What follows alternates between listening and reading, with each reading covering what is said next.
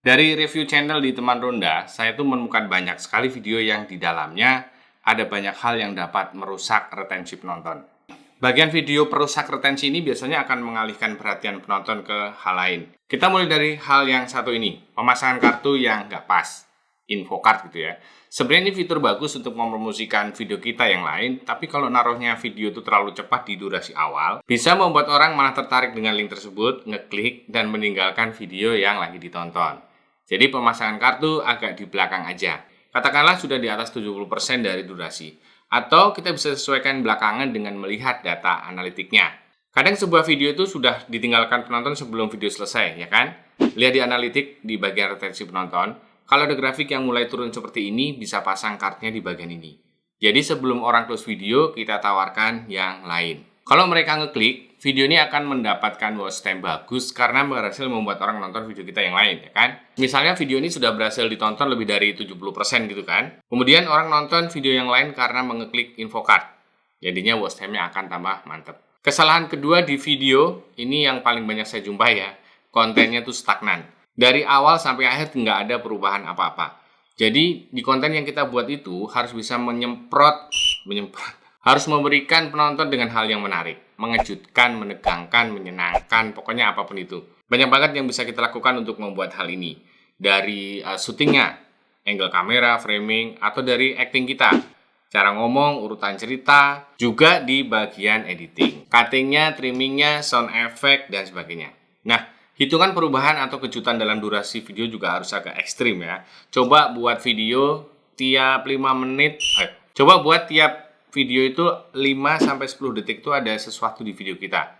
Itu biasanya retensinya akan bagus. Hal yang paling efektif itu kalau di video kita ada interaksi yang enak dengan penonton.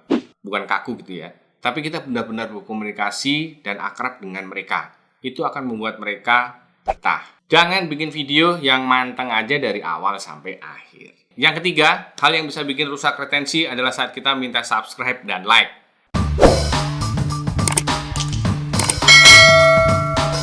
Saat ini, cara minta subscribe dan like YouTuber di sini itu sama semua. Membosankan, bentuknya hafalan, template, dan nggak menarik sama sekali. Cobalah kreatif lah untuk kita mengajak mereka, mengajak penonton untuk subscribe misalnya. Cara call to action yang bisa ditebak dan gitu-gitu aja akan bikin orang skip. Yang keempat, nah ini yang termasuk saya lemah di bagian ini. Bagian ini penting, yaitu kurangnya shoot atau klip video. Jadi video yang dinamis banget dengan banyak perubahan akan membuat orang bertahan. Jangan malas untuk men-shoot apapun yang kita sampaikan di video. Gambar yang nggak ada perubahan apa-apa dalam 5-10 detik akan membosankan. Setiap narasi, setiap suara harus diiringi dengan gambar di video. Kalau kepepet, bisa kasih tulisan yang menarik ya. Dari editing, penambahan elemen yang bisa membuat video kita hidup dan punya story yang makin kuat. Nomor 5, itu bumper atau intro. Mengapa akhir-akhir ini saya tidak menggunakan logo bumper? Karena kalian tidak sabar untuk segera nonton. Jadi pas logonya keluar, kalian skip. Ada datanya di sini. Jadi ya sudah, saya hilangkan sekalian daripada retensi saya hilang 5 detik. 5 detik kali berapa gitu kan, lumayan kan? Apalagi 5 detik jadinya akan dianggap YouTube, ini orang pada skip bahkan sejak dari awal. Selain itu, intro macam acara TV, walaupun keren, percayalah, penonton akan skip bagian ini. Apalagi kalau sudah melihat berulang-ulang gitu kan. Baru 2 kali aja udah bosen. Penonton nggak butuh bagian ini karena nggak ada manfaatnya apa-apa buat mereka. Mereka pengen segera melihat konten yang sudah dijanjikan di thumbnail dan di bagian judul. Nomor 6, masa bodoh dengan data.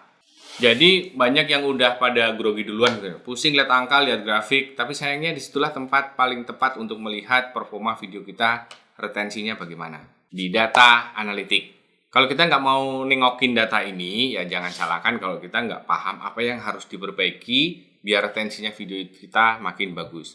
Apalagi YouTube semakin melengkapi data analitik dengan banyak hal ya. Kita jadi benar-benar bisa melihat detik per detik, frame by frame, mana yang menarik dan tidak disukai oleh penonton. Teman-teman bisa lihat di bagian ini, sudah disediakan datanya mulai dari intro yang kita buat gimana. Kalau dalam 30 detik tinggal beberapa persen, logo bumper, trailer, intro, biasanya berisiko bikin orang skip. Kalau banyak yang skip di detik awal, itu kabar buruk buat algoritma YouTube. Selain itu, kita juga bisa lihat bagian mana momen penting yang disukai orang. Bagian penurunan juga terlihat. Bagian ini akan memperlihatkan mana orang nggak mau nonton dan sebaliknya. Bagian spike atau yang bikin orang tertarik akan terlihat juga. Pertahankan bagian ini.